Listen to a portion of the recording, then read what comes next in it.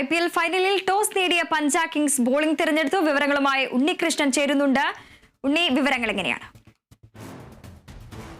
കലാശപ്പോരാണ് ഇന്ന് IPL-ൽ 18ാം സീസണിന്റെ ഫൈനൽ മത്സരങ്ങൾ.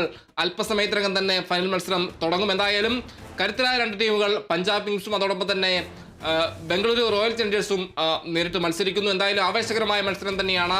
അതിന്റെ മത്സരത്തിന്റെ ടോസ് നടന്നിരിക്കുന്നു. ടോസ് നേടിയ പഞ്ചാബ് ബംഗളൂരുവിനെ ബാറ്റിംഗിന് അയച്ചിരിക്കുന്നു. അഹമ്മദാബാദിലെ നരേന്ദ്രമോദി സ്റ്റേഡിയത്തിലാണ് മത്സരം. അല്പസമയത്തിനകം കൃത്യം 7:30 തന്നെ മത്സരം ആരംഭിക്കും. എന്തായാലും വലിയ ആവേശം തന്നെയാണുള്ളത്. രണ്ട് ടീമുകൾ, ഏറ്റവും പ്രധാനപ്പെട്ട രണ്ട് ടീമുകൾ. ഈ ടീമുകളുടെ പ്രത്യേകത എന്ന് പറഞ്ഞാൽ 17 വർഷത്തെ കാത്തിരിപ്പാണ് ഈ ടീമുകൾ ഒരു കിരീട നേട്ടത്തിനായി. എന്തായാലും നിർണായകമായ ആ മത്സരത്തിലേക്ക് വരുമ്പോൾ 17 വർഷം നീണ്ട കാത്തിരിപ്പാണ് കിരീട നേട്ടത്തിനായി രണ്ട് ടീമുകളെ സംബന്ധിച്ചുള്ളത്. എന്തായാലും ആവേശകരമായ പോരാട്ടം, വാശിയേറിയ പോരാട്ടം ഉണ്ടാകുമെന്നത് തന്നെയാണ് പ്രധാനമായും പറയേണ്ട ഒരു കാര്യം.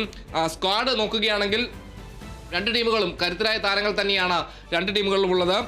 എന്തായാലും റോയൽ ചലഞ്ചേഴ്സ് ബംഗളൂരു നോക്കുകയാണെങ്കിൽ ഫിൽ സാൾട്ട്, അതോടൊപ്പം തന്നെ സൂപ്പർ താരം വിരാട് കോഹ്ലി, മായങ്ക് അഗർവാൾ, രജത് പാട്ടിദാർ ക്യാപ്റ്റൻ, കൂടാതെ ലിവിങ്സ്റ്റൺ, ജിതേഷ് ശർമ്മ, കൂടാതെ കൃണാൽ പാണ്ഡ്യ, ഭുവനേശ്വർ കുമാർ അടക്കമുള്ള താരങ്ങളെല്ലാം തന്നെ ടീമിലുണ്ട്.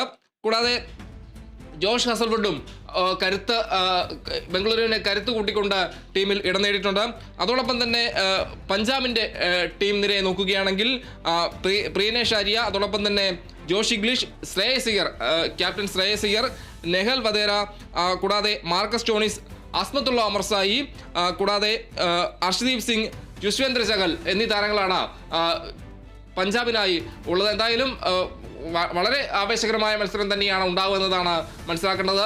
അഹമ്മദാബാദിലെ നരേന്ദ്രമോദി സ്റ്റേഡിയം എന്ന് പറയുന്നത് ബാറ്റിംഗിന് അനുകൂലമായ പിച്ചുള്ള സ്റ്റേഡിയമാണ്. അവിടെ എന്തായാലും വലിയൊരു സ്കോർ തന്നെ ഉണ്ടാകുമെന്നതും എടുത്തു പറയുന്ന കാര്യം തന്നെയാണ്. എന്തായാലും രണ്ട് ടീമുകളും ഒരു 200-ന് മുകളിൽ സ്കോർ ചെയ്യാൻ കരുത്തുള്ള ടീമുകൾ തന്നെയാണ്. എന്തായാലും വലിയൊരു ഉയർന്ന സ്കോർ അവിടെ ഉണ്ടാകുമെന്നതാണ് പ്രധാനമായും പറയേണ്ട ഒരു കാര്യം. കൂടാതെ ശ്രേയസ് അയ്യരെ സംബന്ധിച്ച് ശ്രേയസ് അയ്യർ കിരീടം നേടുകയാണെങ്കിൽ ഒരു ക്യാപ്റ്റൻ എന്ന നിലയിൽ രണ്ടാമതൊരു ടീമിന് കിരീടം നേടിക്കൊടുത്ത ഒരു ക്യാപ്റ്റൻ അല്ലെങ്കിൽ ഒരു നായകൻ എന്നൊരു വിശേഷണം കൂടി ശ്രേയസ് അയ്യറിന് ഉണ്ടാകും. എന്തായാലും അല്പസമയത്തിനകം തന്നെ മത്സരം ആരംഭിക്കും.